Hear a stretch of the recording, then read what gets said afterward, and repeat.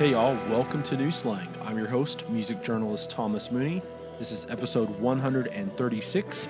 We're kicking off the week with singer-songwriter Josh Abbott, who at the end of this week is releasing The Highway Kind, his sixth full-length album. This new album, Josh and the band went to Sonic Ranch outside of Tornillo, Texas, which is outside of El Paso. I'm sure a lot of you have heard about the famed studio compound, but if you haven't, here's the Spark Notes. It's a destination type studio where you're really able to just get out there and kind of be consumed by the project at hand. A lot of studios, they're made for convenience. You're able to record close to home and in a timely fashion. And there's obviously absolutely nothing wrong with that. A lot of your favorite albums are made that way. A lot of mine are.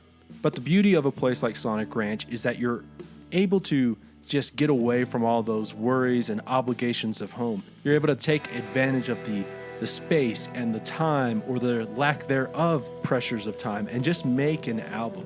And that's really what Josh and company did with The Highway Kind, which I think this is the strongest album to date for Josh.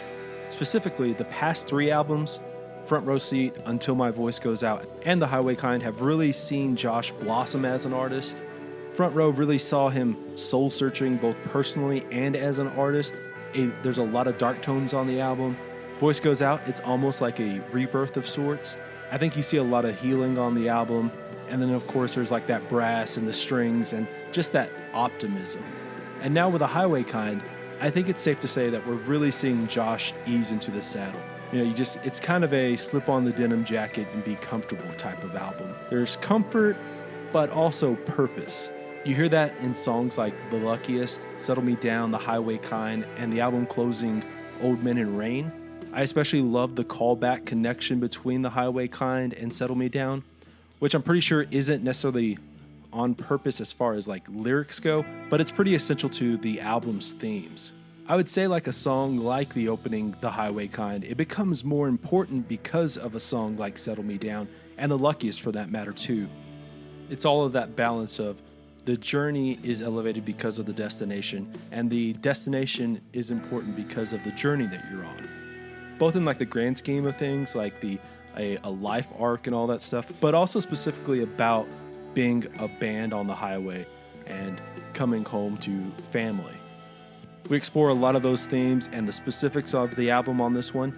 And then we also talk about some more things like the Panhandlers and Terry Allen and the Panhandle in general as well for good measure. Rolling in from the hills of eastern Tennessee is Hot Damn Coffee, a down-home company that roasts single-origin, high-quality coffees from around the world. I am proud to be working with the fine, hard-working folks over at Hot Damn Coffee. Their year-round roasts come from certified farms in Nicaragua, Ethiopia, and Tanzania. Hot Damn Coffee sent me over some samples the other day, and they've just been making each morning that much better. As a writer, there's nothing quite like taking a coffee break and having that anticipation of that first sip of a robust, fragrant, and strong but smooth cup of coffee. Somehow that first sip kind of just shakes all the frustration out of you. You come back energized and more focused on the task at hand. Check out the Hot Damn website at hotdamn.coffee. Note that that's at .coffee and not .com. There, you can find more info on the variety of different coffees they offer, who they are, and learn how to brew the best damn coffee. While there, head on over to the Hot Damn Coffee Club. Their subscription club gives you preferred pricing, first access to new roasts, and delivers coffee to your door every month. Now this is important. New Slang listeners can get 20% off their first month subscription by entering SLANG in all caps in the coupon code box during checkout. I'll of course throw all the info and links into the show notes, but again, that's hotdamn.coffee and SLANG in all caps for 20% off your order. Start your Hot Damn subscription today. If this is your first time listening to New Slang, I strongly suggest hitting that subscribe link. If you just did, I'm giving you a virtual high five right now. New Slang is over on iTunes, Spotify, Google Podcasts, Stitcher Radio, and basically any and everywhere you listen to podcasts. Go check out the New Slang merch store, grab a koozie, some stickers, buttons, and magnets. Any bit helps. I'll throw a link into the show notes. All right, let's go ahead and get on into the interview. Here is Josh Abbott. Obviously, you have this new record coming out. You have been sharing a couple singles off of it, and like this year has just been such a strange year in music and in politics and just life in general because of just the climate of this pandemic and the lack of being able to play and everything. And obviously, so much of what music is that live experience. So much of pushing a record is that live experience. What like have you had any hesitation on like releasing an album or anything like that because the lack of being able to really push the album in a a live setting as well? Has there been any hesitation with that? Yeah, you know what, man? Hindsight's always 2020. Haha. But I didn't mean it like that. But if I could go back, I would have released this record in November of 2019. See, we actually tracked this record in May or June of, I think, the end of May, early June, something like that, of 2019. And so we've been sitting on it because we had just released the Catching Fire EP, and we were just going to kind of let it do its thing, and there was no real rush. And our plan was to release this album in the spring of 2020, and then we kind of decided, well, let's just do it in the summer. And then COVID happened, and we decided, well, let's just pause it and wait and see. And we chose. I wanted to do it in October of this year. I was like, okay, let's just get it out because we'll be touring by October, right? And then my team, they actually scheduled it for election week. And I called them like 2 months ago and I was like, hey, before we announce this, are we sure we want to release election week? Like, This is the most volatile, hostile, crazy election of our time. And I just feel like it's going to be really hard to share the space, online. A lot of people may even just disengage and not even want to be on social media. And so I was like, let's do it. If we can't do it before, let's do it after. So that's the really long answer to how we got to this release date. And to answer your question, I don't know if we chose the right one. Maybe we would be better off waiting until 2021. But I'm ready to get this new album out because everyone close to me that has heard this album has said it's our best album ever. And that's not some sort of yes man mentality that people say to me every record. From management and all the people that I'm professionally associated with to other singer-songwriters that are some of my best friends, like, William Clark Green and John Bauman and Charles. I mean, I could just name a bunch of names, but, and my wife, my mom, my brother, my cousin, who doesn't even like all our music, said he loves this. He said he loves this new album, and it's easily is like our best work yet. So I think like when you get that much kind of like when you get that kind of feedback from so many people that have been around a while, you just it makes you excited because, and I hope the Texas country community, country music community, whoever will embrace this record and give it a shot because we're not a brand new artist and we're not on a major record label. This is our 6th studio album. We've been doing this for 12 years now. So, it's just kind of like, it's going to be a little bit harder to convince people this is our best album. So my goal will just be to pump it, encourage people to listen. And then hopefully they'll be able to judge for themselves. Yeah. I like this year talking with people about releasing their records. So many, I guess like in the spring, everyone was, you kind of just went, let's push this off until summer and see, then reevaluate, I guess. And at that point, clearly things were not really changing. And so I think there was a lot of people who went, well, I should have probably released it a couple of weeks ago originally. And this, like just in general, when you're releasing a record, it's almost like, when you get a bunch of new cash and it's just like burning a hole in your pocket, right? Because you're wanting to release these songs and add all this on top, and it's even more so that because it's just like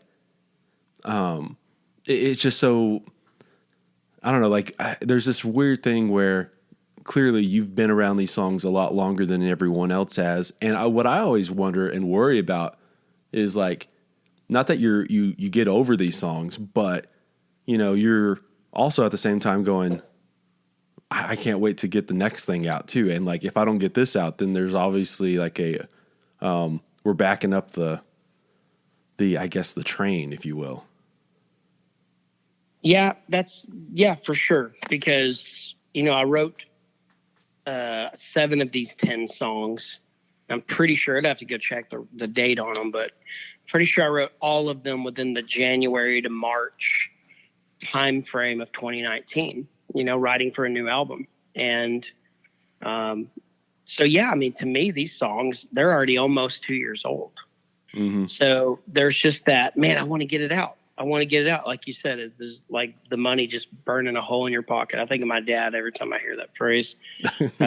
But he, just, you want to get it out. But then also, as a professional, with a team, your manager, agent, whoever it is that your team is, obviously they want it to be the right timing. So I don't know if it's the right timing. Timing is definitely a lot to do with it. This episode is in part brought to you by Austin, Texas's Wild Gallery, a virtual art gallery featuring traditional and contemporary art by Native American artists. As you're probably aware, I'm not just an avid fan of music and film and novels, I absolutely love visual art as well. And as you probably also know if you've been listening to New Slang for a while, you'll know just how often songwriters, they also dabble in various other mediums and are largely also inspired by other artists. One of the giant reasons I was drawn to Wild Gallery is that all of the art is produced by Native American artists, not only produced by, but inspired and influenced by other Native American artists, history, tradition, nature, stories, music, and just culture in general. If you head over to wild.gallery, that's WYLD.gallery, you'll see exactly what I mean. I've spent probably an hour scrolling and clicking through the various pieces. There's just some incredible pieces featured and such a vast array of styles as well. Everything from newer pieces inspired by both like the American West and a bright and bold pop art feel to more traditional fine art oil on canvas paintings. And then obviously there's plenty of pieces inspired by Native American traditions as well. Like I mentioned earlier, they're currently a virtual gallery.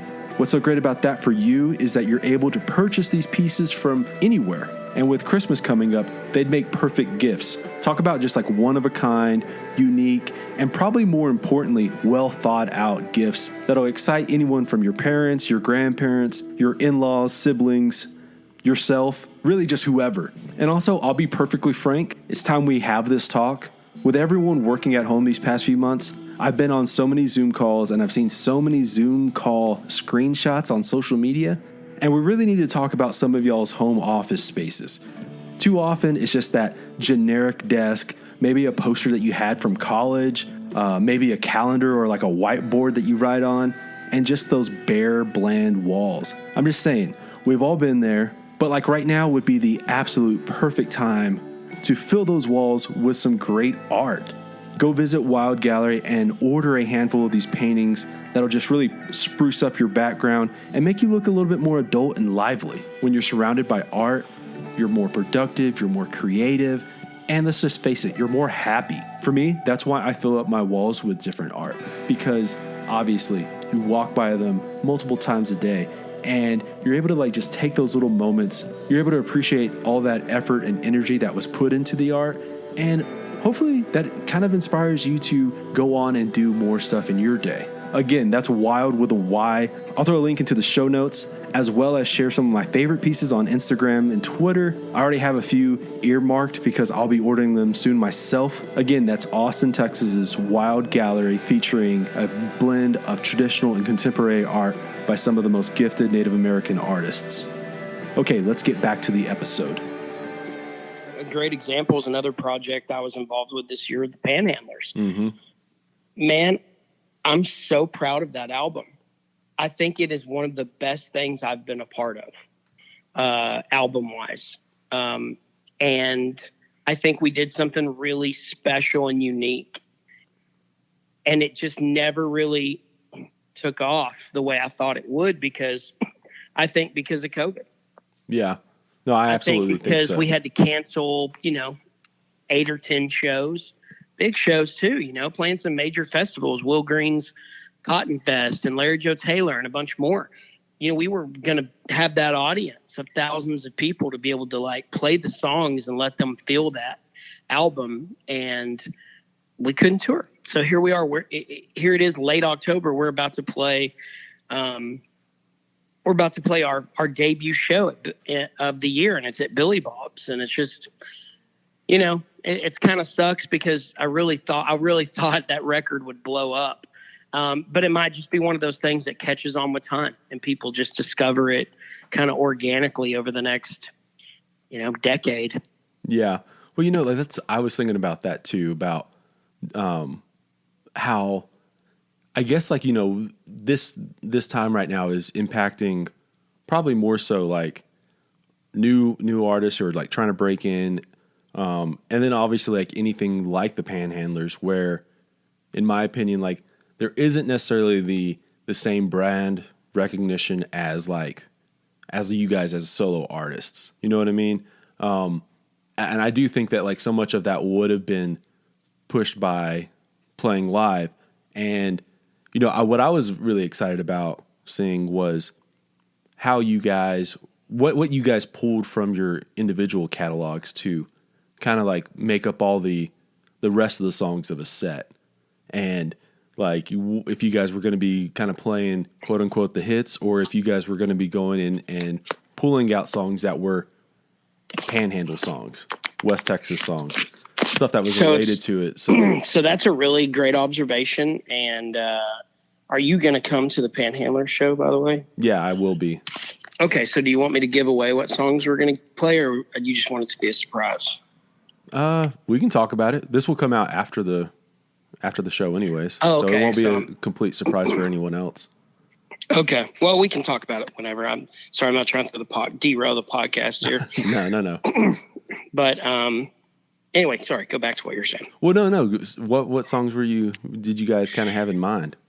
So we all decided we're going to play 2 songs each from our own catalog, and they've got to work. So for myself, I chose Idaloo, but I reworked the way the song sounds. It's not the same way it sounds on our album. It's different. Mm-hmm. And then John asked me if I'd do Highway Kind. So I was like, yeah, I'm not going to say no to that. So I'm going to do Highway Kind, and John is going to do Midland, obviously. And then he wants to do Next Ride Around the Sun. Will is doing oh crap, I'll have to look what Will's doing. I know Cleto is doing Coyote. Mm-hmm.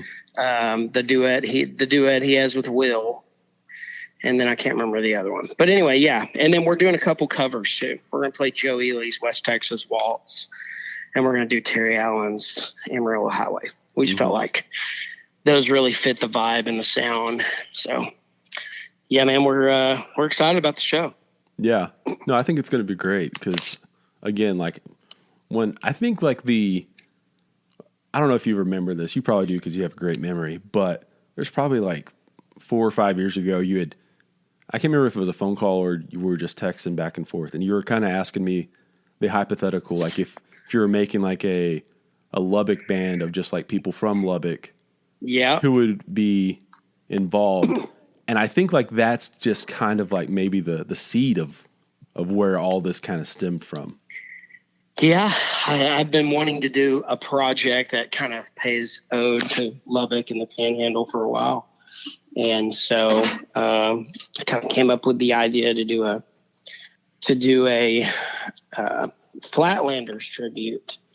And then that turned into, well, let's do an album. Let's do a Flatlanders,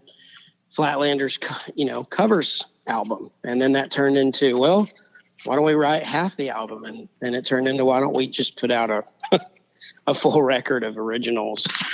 And so it really turned into a special thing. And I know that our plans, this isn't a one album thing. This is we want to make a record every 18 months. So don't be shocked if we get in the studio early 2021 and crank something out next year. And then when people finally get to watch us play, we'll actually have 2 albums under our belt and plenty of material to play. Yeah. And also, like, I think that because, like, obviously, like, a lot of these songs, they came from such a short burst right before recording. You know what I mean? Like, and there, you guys had in mind the idea of what the Panhandlers was. And so a lot of those songs, they came out, or they were written right beforehand. And there was just that, like, I guess that burst of energy about it. I think now, anything you guys got going forward, that will always kind of be in the back of your mind. So if a song does become, if you get an idea and you go, oh, actually, you know what? This is maybe a Panhandlers song. I guess, like, what I'm saying is, like, you'll just have more time and be able to like maybe just think about, like, oh, you know, this is actually maybe a Panhandler song, and have a little bit more to select I guess a bigger selection of material to pull from. And we had a couple songs that we had one song that we recorded, but it didn't make the record because we just thought that the key was I was like, man, I think the key needs to be lower, and we recorded it. And, you know, once we got done with the studio process and all that, we kind of were listening back, and we just realized it wasn't right. So we're going to tweak the bridge, lower it a step. And then that song will be on the next album. And there's a bluegrass song we all wrote together that we want to polish up. And then I think there was one more. Oh, there's one I wrote with Charlie Stout too. So we've already got 3 that are pretty close to being done that are originals. And then also a good buddy of mine named Eric Dillon, who's a phenomenal songwriter. Anybody listening to this podcast, if you don't know who that is, literally go type in Eric with a K, Dillon. His last record was a little album called Bones of a Flatland Boy. It's one of the coolest, just best acoustic records I've ever heard. The storytelling and songwriting is amazing. Anyway, he was really good friends and close to Guy Clark. And I don't remember how many years before Guy passed, but they wrote together almost every week. They had kind of a standing date, or the day of the week where they'd write. And so he used to send me these songs that him and Guy would write. And one of them is a really cool song about Santa Fe. And it's unreleased. And Eric gave me permission for the Panhandlers to record it on the next album. So we'll get to put out a Guy Clark song that no one's ever heard before. So, the record's already kind of coming together, and we'll see what happens with it. Yeah. Well, obviously, pulling back into this new record you have coming out, Eric has a couple of... No, our PR team's like, hey, guys, talk about the new album, please. Eric has a couple of co-writes on this record. You already mentioned The Highway Kind, the title track. That just feels like a band song, like just a road warrior. You know how it is being on the road for your months at a time, just playing and living out of a bag. That obviously pulls a lot from that kind of experience, not just as a musician, but obviously there's a lot of people out on the road who do that. I really love that song. I know that I think it's like mentioned somewhere. That was kind of like came in at the very, very end as a song that was going to be put on the record. Is that true? Is that the case? It is. So, we had already tracked the whole album except for that song. And we're in our last day of recording at Sonic Ranch out there outside El Paso, which is a super cool spot. They house you out there because it's so remote, there's nothing out there. So when you go out there, they've got these little casitas. They've got a staff that cooks 3 meals a day. It's awesome. And so you have free reign of the studio while you're there. So if you want to do normal studio hours, like, 9 in the morning to 5 in the afternoon, that's fine. If you want to record till 4 in the morning, they don't care. So we're sitting at dinner, which was always a little late because we're working in the studio. So it's probably 9:30 at night. And we're eating dinner, and the two songs that we had tried most recently to track, they just weren't vibing. I don't know if it was I think one song, Marshall, our producer, just changed his mind on, and then another song, it just wasn't working. Like the drum beat, none of it was working. So we almost were a little deflated because we knew we wanted to track at least one more song. So we go to dinner, and we're all sitting there, and I'm going through my phone. Like, okay, what songs have I missed that I wrote, songs that my friends have sent me over the years? And as I'm scrolling through my email, I saw Highway Con. I was like, oh, dude, I love this song. How did I not remember this? So I played it for Marshall at the dinner table, and literally 30, 40 seconds in, he goes, guys, eat your food. We're going in the studio. So everyone literally scarfs down their enchiladas, and we go straight into the studio, tune up, record it, we run through it, make a couple adjustments, run through it again, and that was literally the song. There might have been a couple overdubs, but we pretty much nailed that song on the second take. And I just think that's a cool story because, we didn't even go into that session thinking we were going to record that song, and it just fell into our laps. No one had time to overthink it. We just literally listened to it once with the band. We charted it out, and everybody just did their thing. Yeah, it's so interesting to hear about.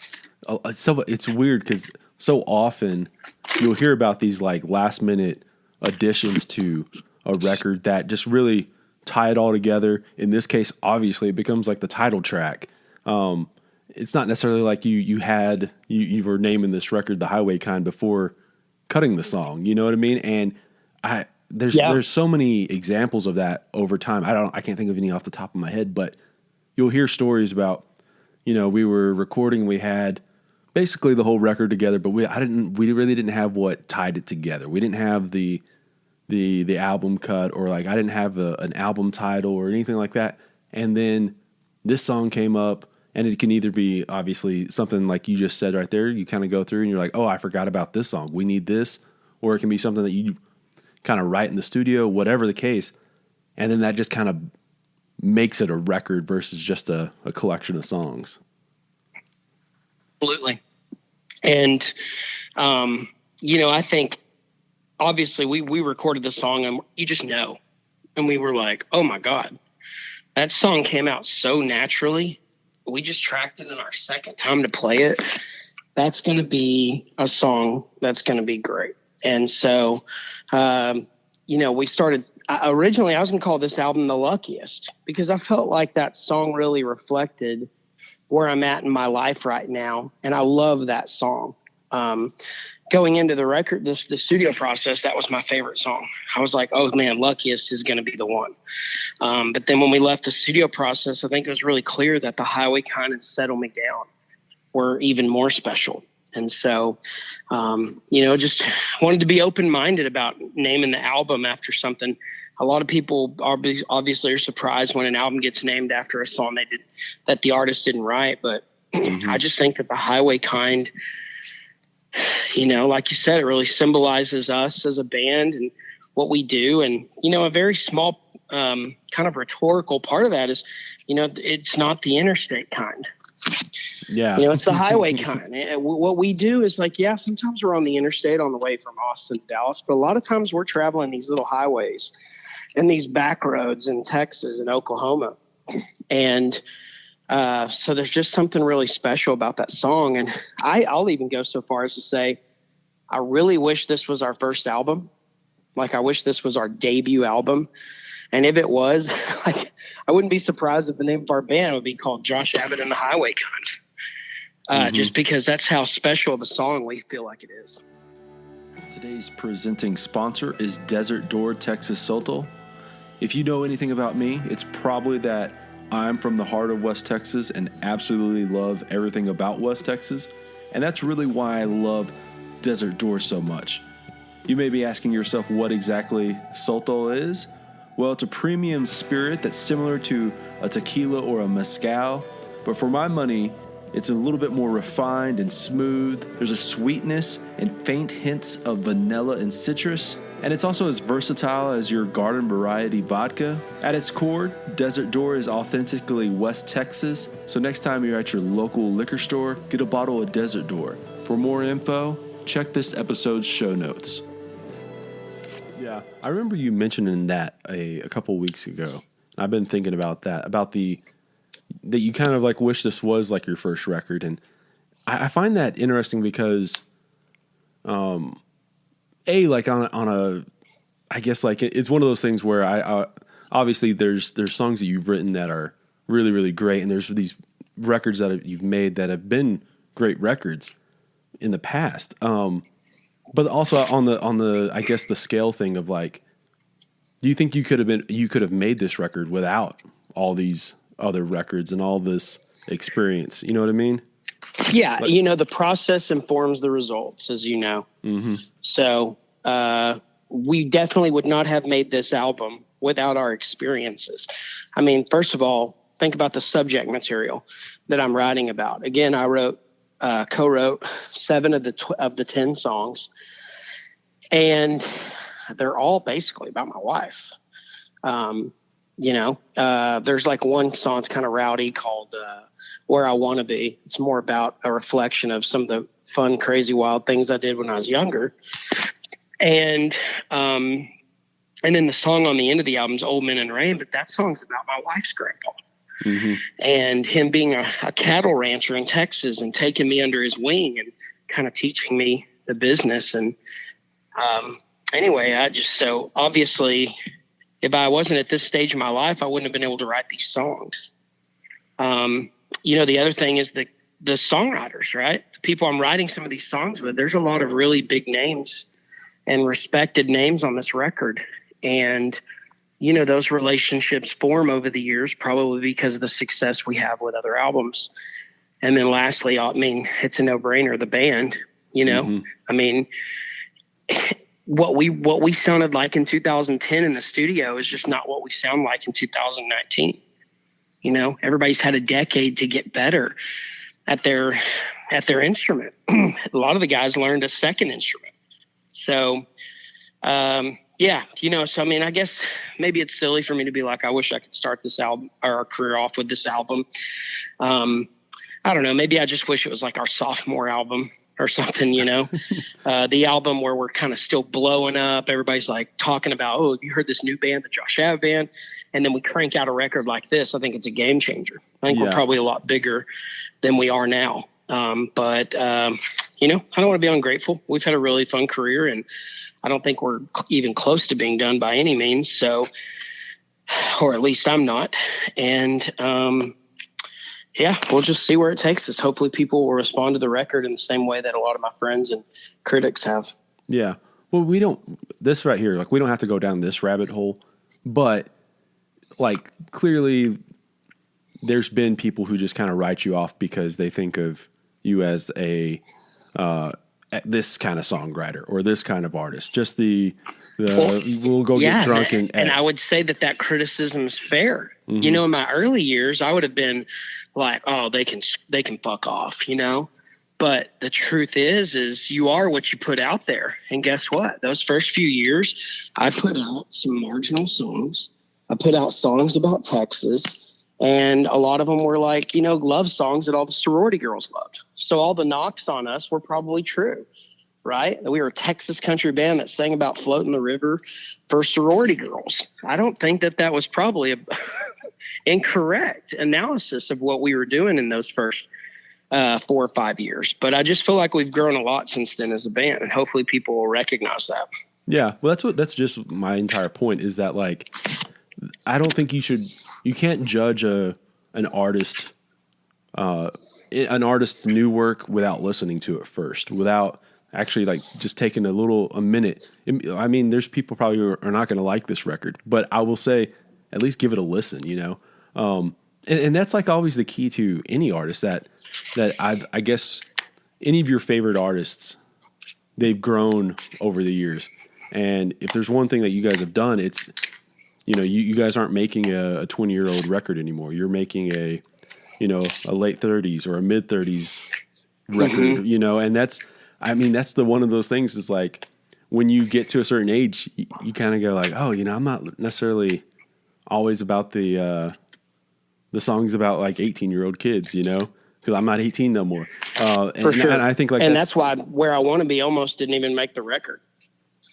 Mm-hmm. Kind of had that nostalgic, like, here's all the badass fun things I've done. And, if there's hell, I'm going to raise it mantra. But I don't know. I felt like the album needed a little bit of a rocker. So it made the album. But yeah, for that same reason, we almost didn't put that song on there. Mm-hmm. You guys, obviously, you already mentioned Sonic Ranch out there. That's such a, if there is a place that is like the pristine, like quote unquote destination record kind of place. 'Cause you are able to just kind of get lost and stay out there. And what I think is probably the most important part is you're not having to worry about all the other stuff. Like you don't have, I guess, like the focus is making the record. You know what I mean? You're not like going back home at the end of the night. You're staying out there for an extended period of time to just focus on a record. How key do you think that was to the I guess the mood and the tone of this album, that you guys were just focusing on making a record without necessarily the other noise of life? Yeah, I mean, I hope we always record records at Sonic Ranch moving forward. It was just such a cool experience. And I do think that there was something about us going out there and isolating and holding up so that we could focus on the music and record when we were feeling it. It's such a buzzkill sometimes when you're in the studio and, the producer's like, all right, guys, drummer, I'll see you in here to tune up at 9 a.m. and guys, we'll get tracking by 9:30, 9:45. We're all musicians. So even though we're all older, some of us have kids, we're used to getting up earlier. Like we still just don't function in the mornings like we do in the evenings. And I don't know, that's a personality trait that I think a lot of musicians have. So I really wanted for this record, I wanted to be able to just record at night. And that's one of the main reasons we chose that place. And so, I think our whole goal going into the record was, okay, these 15 or 20 songs that we have here that we're looking at recording, they are the best collection of songs we've recorded. I mean, Front Row Seat is going to be hard to top because that album is just super cool and might be our best record to date, in my opinion. But this new record, going into it, the songs are just great. We had such great songs. There's songs that didn't make this album that I can't wait to record them for the next one. And anyway, so, I think our goal is, hey, we're sitting on the best collection of songs that we've recorded to date. Let's do something special with them, So just kind of went in there open-minded and let Marshall Altman, our producer, do his thing. And I butted heads with him at times, but I mean, I think that's just part of the deal, right? Every lead singer, every band kind of clashes with the producer at some point because you're hearing it a certain way and they're hearing a certain way. And I think the professionalism of it just says, okay, how about this? We'll try it. Mm-hmm. And we would try it, and if it worked, it worked. And if it didn't, it didn't. And there'd be times where I was like, damn it, you're right. That's great. And then there'd be times where he would be, hey, you know what, Josh, that's a good call. Let's do it that way. So, yeah, man, just a really fun album to make. Yeah. You already mentioned Old Men in Rain, the album closer. That obviously, like, everyone has that table of old men sitting at the truck stop or the old cafe or wherever in your mind, anyone who's lived in a small town. And I know the first time I listened to it, I was just like, oh, I know exactly these people in Fort Stockton that he's singing about, even though they're not from Fort Stockton necessarily in the song. Is there a place like that for you in your mind that you kind of go back to in your, as you kind of like, that you pull from, or that you pulled from when it comes to Idaloo? Is there like a spot Yeah, a like little that? bit. I mean, if in that song Idaloo, it talks about, there's the cotton gin or the farmer's meat, and of course there's I always reflect on Dairy Queen or something, right? That's wherever all the old men would go get their cup of coffee. So, I definitely reflect back on that. I wrote that song because, like I said earlier, he's really taken me under his wing and taught me a lot about ranching. I mean, I grew up a small town kid, but my experiences were pretty limited to farming. Mm-hmm. We didn't have animals. And a lot of people where I'm from, I mean, there's some people with them, but most people that are in ag out there are farmers. So he taught me a lot about, cattle ranching and goats and sheep. And we go to the sale barn. So for anybody that's listening and doesn't know what that is, a sale barn is where you take your animals to be sold. And that's where they get purchased from companies who take them to meat plants or process themselves or whatever. So we're sitting at a sale barn. Nearly every sale barn has a little cafe. And it's always kind of the same vibe. Pretty simple, nothing fancy. It's usually a chicken fried steak. And I'm just sitting at the table with him and all these other older ranchers from around the area. And every single one of them talked about how much rain they got. It's literally all they talked about. And I started reflecting on every time I call Bob, he talks to me about how much rain they've gotten. And I just started thinking, what does that mean? Why do they only want to talk about the rain? And then I wrote that chorus out. And so I fast forward about 4 months. I moved to Nashville temporarily, January through March of 2019. My wife and I wanted to change it up, do something fun. And I wanted to write a lot. So we lived out there for 2 months. And I took that song to a co-write. I saved it the entire time. I didn't write it with anyone else. I knew I was supposed to write that song with Jeff Hyde. Jeff Hyde is another name, kind of like Eric Dillon, where if you aren't familiar with his album he put out last year, you need to go listen because it is great. And he's a Texas guy. He actually went to South Plains Music School for 2 years. And currently he is one of the guitarists for Eric Church and has written a bunch of Eric Church's biggest hits with him. So I don't know why, but just for some reason I knew I wanted to save that song for him. So I took the chorus in there and he did not change a word. He just okay, let's focus on the verses because the chorus is great. So that's kind of where we went down the road. And he kind of knew where I was coming from, that small town experience and going to the sale barn and Old Men and Rain. And so I'm really proud of that song. I've kind of been telling everybody, if for some reason the world put me on a pedestal and said, you get one song, that would be the song I would play. Because I think it's special. I think it's relatable. And I think it's well written. I'm not trying to toot my own horn, but every now and then, you feel good about a song you wrote. And that's one for me. Yeah. Well, I'm sure you're familiar. Are you familiar with I think Tim McGraw and them cut it. But the old Tony Lane song, I Need You. I don't know that song. Man, that's I'm sure if you heard it, you'd go, oh yeah, I know exactly. There's a line in that song, I guess in the chorus, where he talks about he's talking about his significant other. I need you like all this other shit. And one of the things he says is I need you like my Uncle Joe in Oklahoma needs the rain. And that's a great line.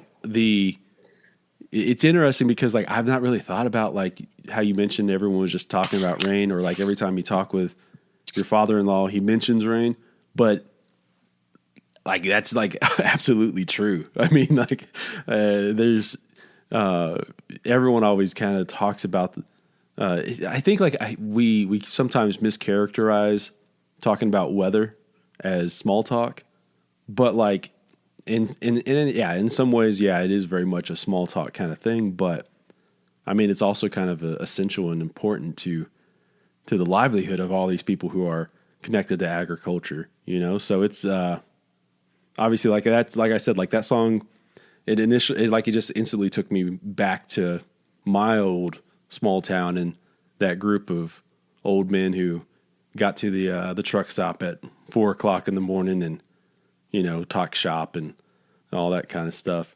What I was going to ask you though is, I'm sure like was there a group of old men like this in Idalou?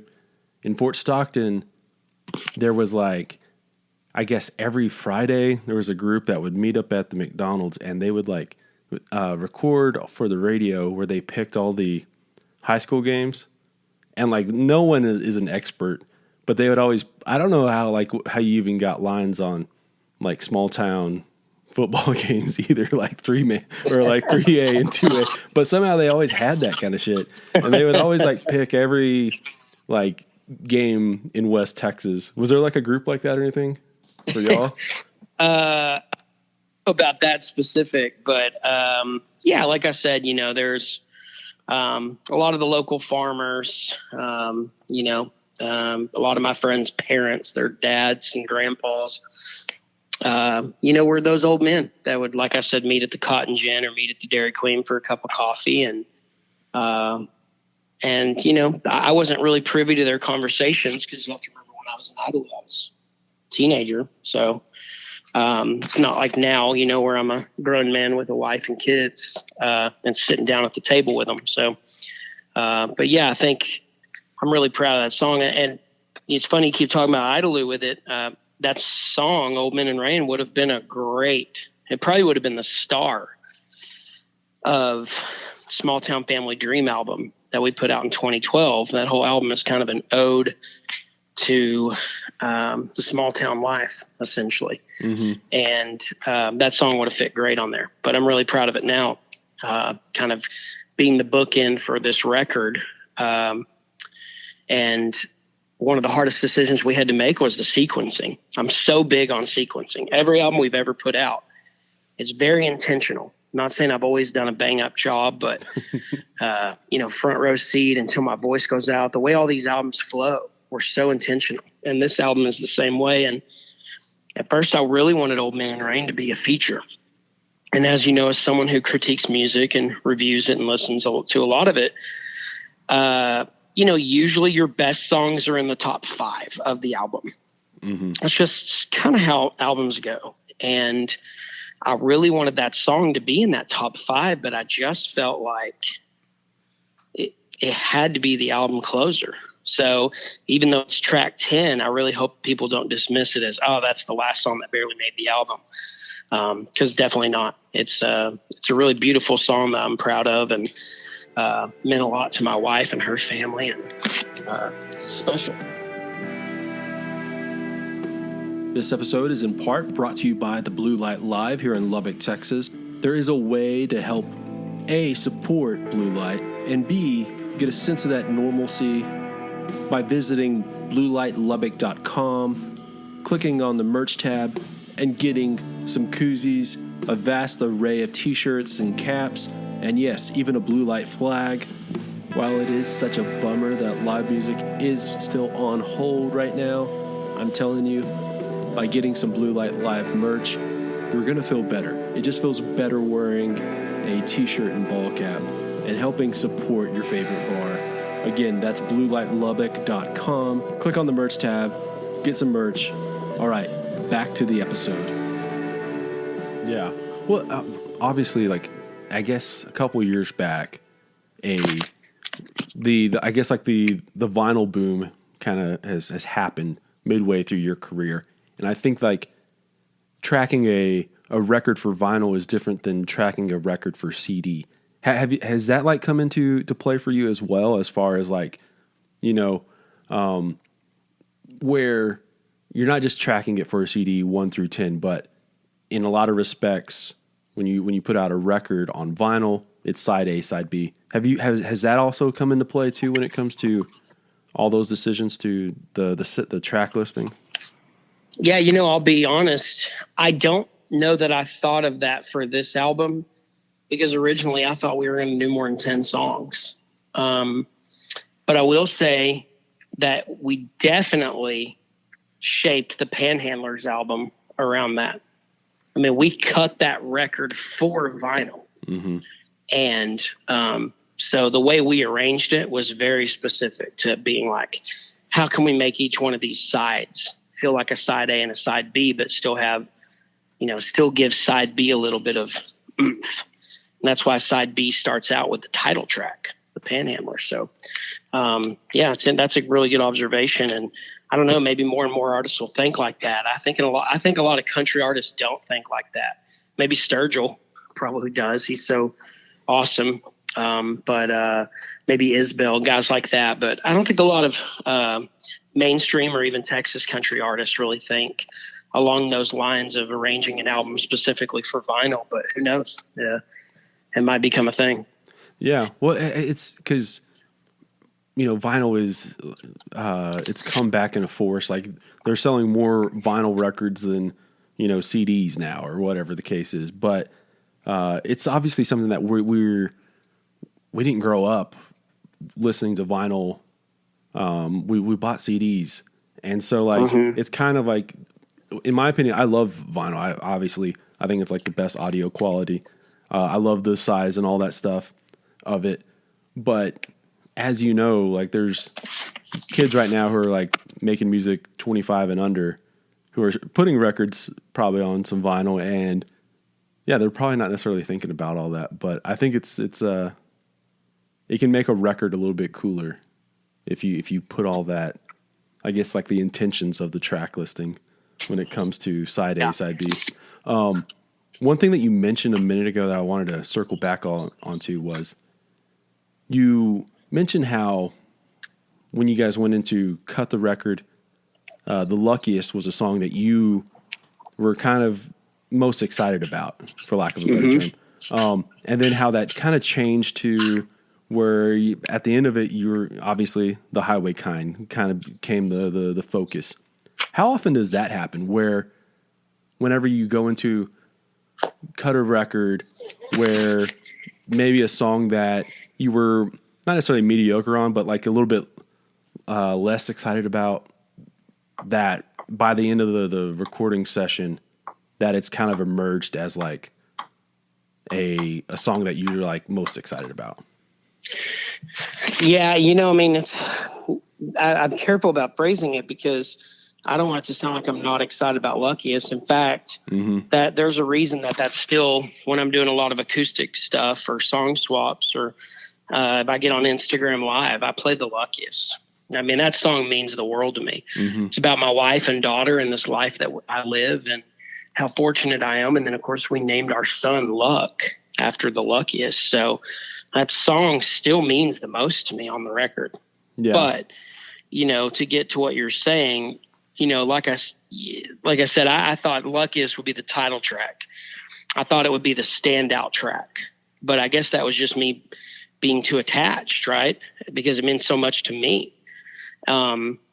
So once we tracked the highway kind, we all knew, oh shit, with the last song that we just recorded for this record is like one of the coolest songs we've ever done. And Settle Me Down, we knew, man, we just knew on that song that was going to be the song. Like, I think Settle Me Down is the best radio song, but really just one of the best songs we've ever recorded. There's something super cool about that song. It has a little bit of John Mayer to it. Wrote that with Ryan Beaver and Josh Jenkins, both Texas guys that live in Nashville now. And anyway, I'm really proud of that song. There's some cool moments in it, but I think I'm getting sidetracked now. You were asking about other records. I know. So Oh Tonight was very similar. Oh Tonight, I think, was the last song we tracked for the She's Like Texas album. I'll Sing About Mine was the last song we tracked for Small Town Family Dream album. So, I think that there's just kind of something to it. Sometimes a song that you weren't 100% on ends up being the song. Another great example, a project I was involved with as a producer, Grant Gilbert, his EP, his song Held On To is probably the biggest song on the EP. and it's the one people are gravitating towards. We almost didn't record it. And I'll even admit, I wasn't feeling it, but Grant was just like, just let us track it. Let's just try it. And I was like, okay, that's my attitude in the studio. Let's try it. And immediately there was a vibe to it. And I was like, okay, I was wrong. Let's track this song. So yeah, and you just never know. Yeah. Yeah, for sure. So Luck Abbott, like, is that, bull Luck rider? David. Bull rider, or like exactly. You're starting you're quarterback right of the quarterback of the Cowboys. I mean, we all know my genetics. I don't think a quarterback of the Cowboys is going to be a thing for little buddy. But my wife and I, when we named him Luck, we just felt like that was super cowboy. mm-hmm. It just sounded like a kid who's in the PBR, or rides horses, or works the ranch. And David, his middle name, is named after me and my dad. Both of our middle names were David. More so named after my dad, but Mm-hmm. I'm a part of that kind of lineage, and it's really cool to pass it down to him. And hopefully one day he has a son and his middle name will be David. But yeah, hopefully he'll be a bull rider. And our daughter, hopefully she'll not even hopefully, she's definitely going to be one of two things. She will either be involved with animals.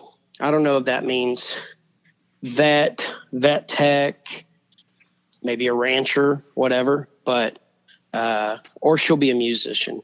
She is her the way she gravitates to music is so special.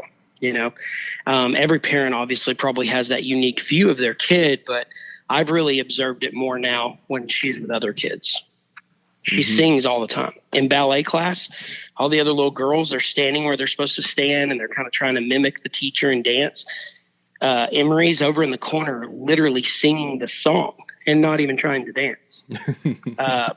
Anytime I'm playing guitar, she wants to come in there and play my harmonica and strum the guitar too. And so I just let her. And my goal is to really I don't want to ever force it on her, but I do think she's going to be an artist. I know you didn't ask me that question, but I started talking about Luck, and now I'm talking about my daughter, and very proud dad.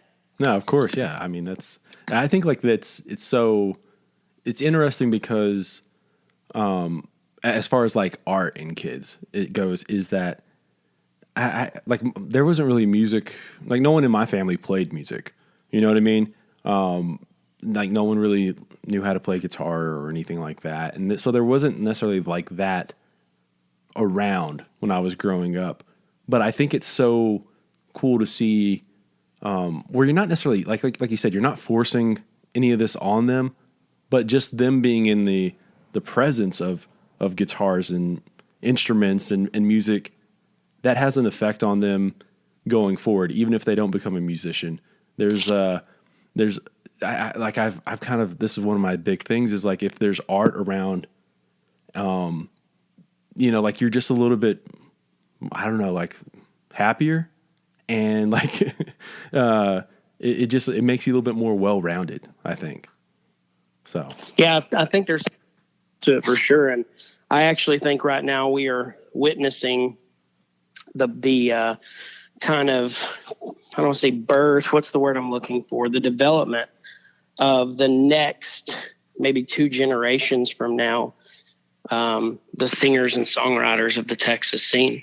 I mean, you look at Cody Canada's kids who are, especially his oldest, who's super, musical, really good guitar player, and Wade Bowen's sons, sing with him. And it just like wouldn't surprise me one day of like Randy Rogers' daughter and my daughter are playing acoustic song swap somewhere. And so I think that's kind of cool. Obviously you never know what path a kid's going to go down, but it's kind of fun to look at it and be like, man, maybe one day, my daughter will open for Wade Bowen's son. Who knows?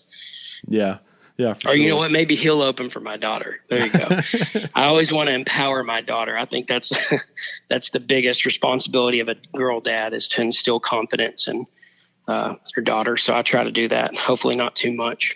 JabFest 2030. I don't know, something like that. I don't know. Yeah, no, further than that.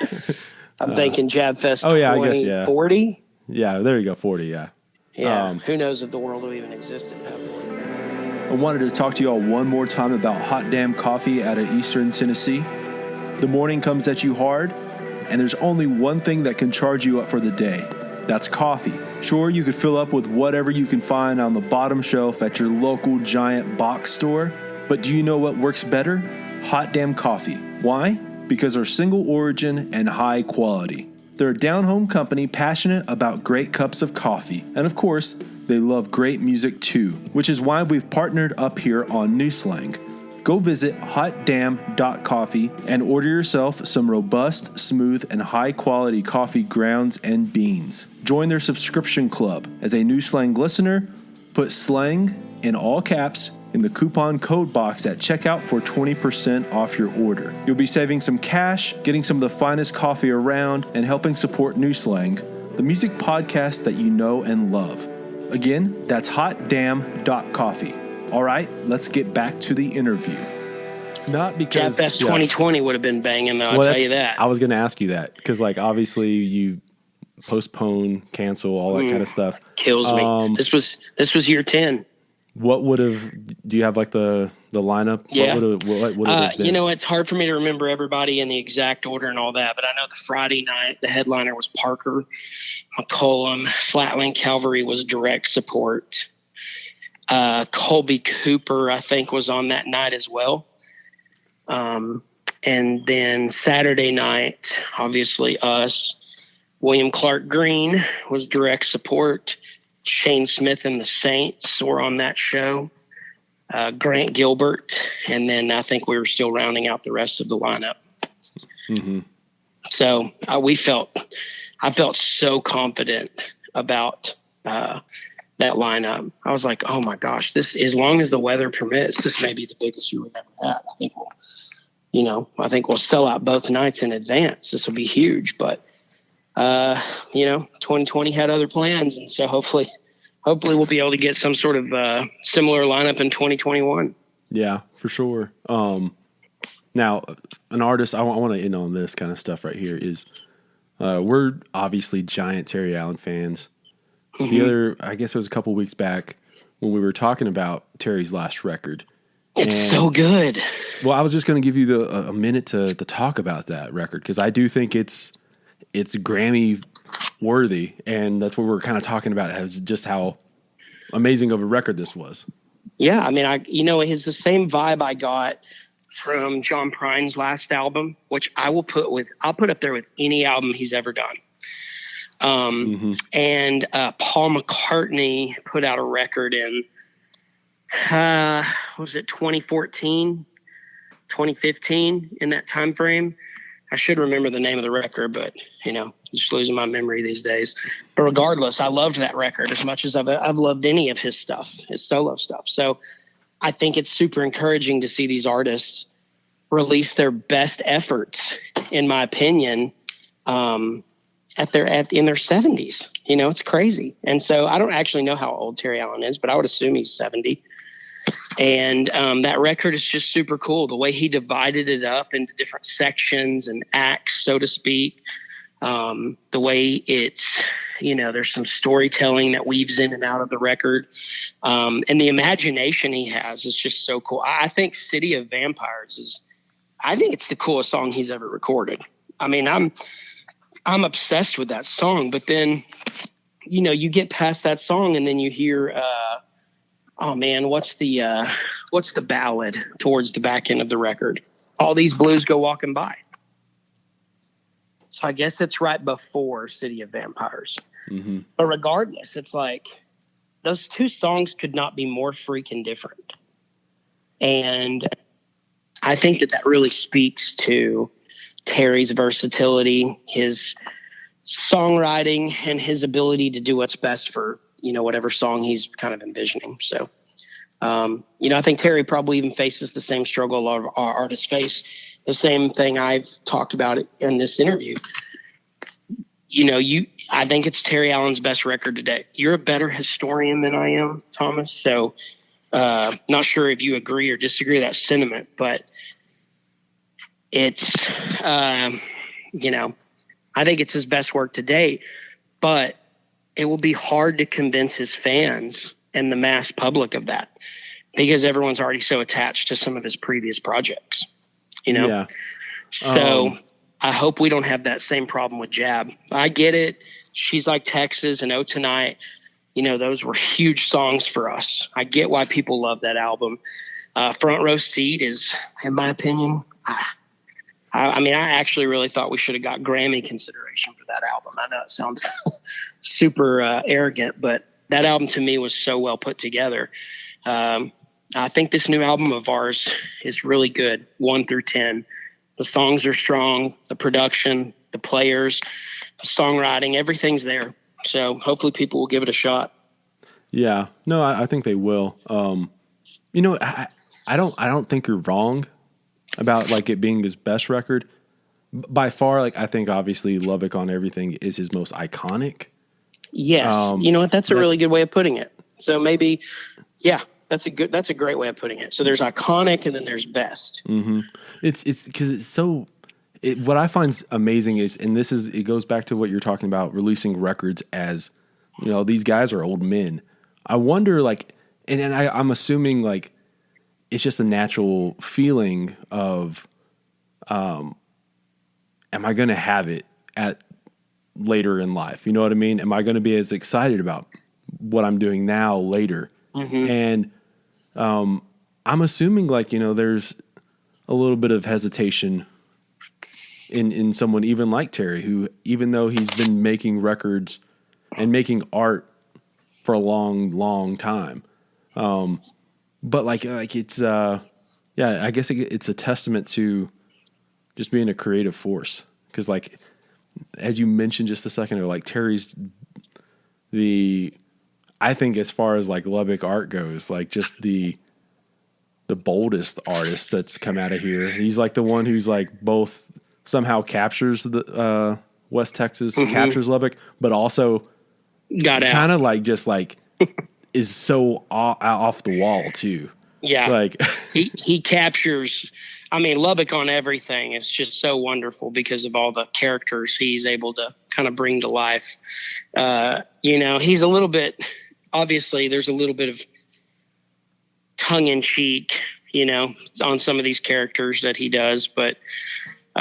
Yeah, I think he's a true artist. I think he's one of the truest artists we've ever seen because Terry Allen isn't just a singer-songwriter with great records. He's done musicals. Mm-hmm. He's done sculptures and paintings. Like, he's just very next level, in my opinion. He's very artistic in a way that I really can't think of anyone else who even comes close to the versatility of how artistic he is. Yeah. Like it's one of I was talking to him one time about Juarez because obviously that's like his first record. And that's for some people, it's hard to get into that record because it's set up like a play, and it's something that he's returned to as far as like making visual art for sculpting. I think there's obviously like a play, like a radio play version, all this kind of stuff. And like, why does he keep on returning to that? And he was just kind of talking about how he doesn't ever view art as specific things. As like, obviously he went in all these different directions for them, but like if he's got an idea and he's inspired, he doesn't think like, oh, this is a song necessarily. If it turns into a song, that's what it is. But like, if it turns into a painting, that's what it is too. And I just think like that's probably like we should all kind of think of art and artists as that, as not just limiting everyone as like, or putting them in a box as like, you're just a singer-songwriter, you're just a guitar player, you're just a painter, whatever the case is. And I think it's important. So for sure. I think one day I'd like to explore some other avenues of creating art, but right now it's just not possible for me. You know, it's already hard enough to have a music career with 2 little kids. So maybe one day I'll reach that point where I can dive into some other stuff. I've always wanted to be in movies for years now. You know, what Ryan Bingham has done in Yellowstone is literally what I've wanted to do for a decade. Mm-hmm. But it just hadn't happened yet for me. But hopefully one day something like that will be a cool moment. Yeah, for sure. That's something you need to pursue. Yeah, man, it's been really great talking with you. Man, it's always great to talk to you. You literally, I do it so many of these and talk to, you know, so many people who interview you, but I don't think anyone understands or reflects on music and the creation of it and the context of it as much as you. So I'm not just trying to butter your biscuit here and flatter you too much, but you really are great at what you do, man. So thank you. Just know we all see it. Okay, that's it for this one. Be sure to check out The Highway Kind by Josh Abbott, out this Friday, November 13th. Be sure to stop on over by our presenting partners over at Desert Door, Hot Damn Coffee, Wild Gallery, and of course, the Blue Light Live here in Lubbock, Texas. Okay, I'll see y'all later this week for another episode of New Slang.